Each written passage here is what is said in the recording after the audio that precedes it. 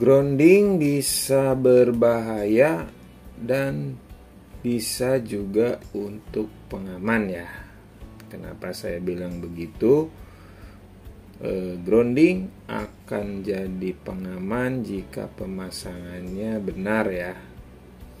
Dan pemasangannya sudah diukur dengan multimeter yang itu kurang lebih atau kurang dari 5 ohm ya.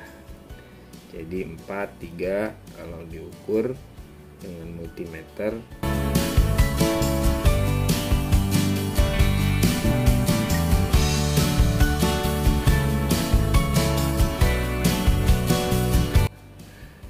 Saya simulasikan dalam sebuah kulkas. Kenapa saya pilih kulkas? Mungkin di setiap orang atau rumah ada kulkas ya. Dan ini rawan kebocoran arus di kulkas ini.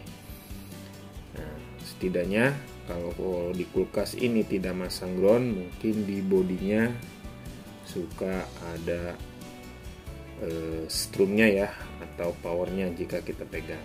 Nah, ini untuk aliran kulkas yang normal itu dari NCB ke kulkas dan akan keluar lagi ke netral dan menuju lagi ke AWH meter dan ke trafo ya. Ini kulkas ini aman dari kebocoran arus. Nah, gimana kalau kulkas ini ada kebocoran arus seperti ini? Jadi si pasa ini akan terhubung ke grounding.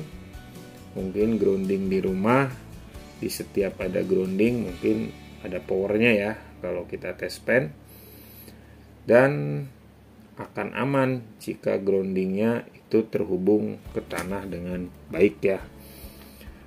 Nah, gimana kalau tidak terhubung dengan tanah? Mungkin kita akan strum ya. Jangan coba-coba megang. Kalau mau pegang di tes pen dulu ya. Hanya jangan asal pegang untuk kabel grounding ini. Nah, arusnya akan mengalir ke tanah ya jika ada kebocoran arus di kulkas ini. Nah, untuk selanjutnya, jika kebocoran arusnya besar dan grounding ini tidak terpasang dengan baik ya. Nah, makanya dia akan tidak masuk ke tanah ya kalau ini terputus ya di sini. Jadi kita jangan asal pegang, walaupun di bodinya pun ini kita akan strum ya, karena ada kebocoran arus di kulkas ini dan groundingnya terputus. Nah, seperti ini yang akan membahayakan. Mungkin ini di semua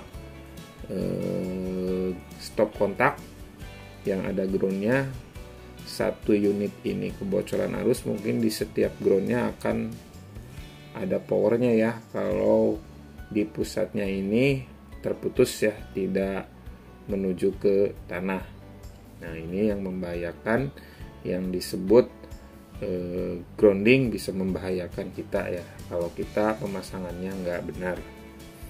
Ada solusinya, yaitu dengan memasang ELCB ya. Ini ELCB ini akan memproteksi arus bocor. Jika ada kebocoran arus di kulkas, ini akan memproteksi untuk trip ya. Nah, untuk solusi yang lain, kita perbaiki groundnya, kita tes pakai multimeter. Jadi untuk tahanannya ini harus kurang dari 5 ohm ya.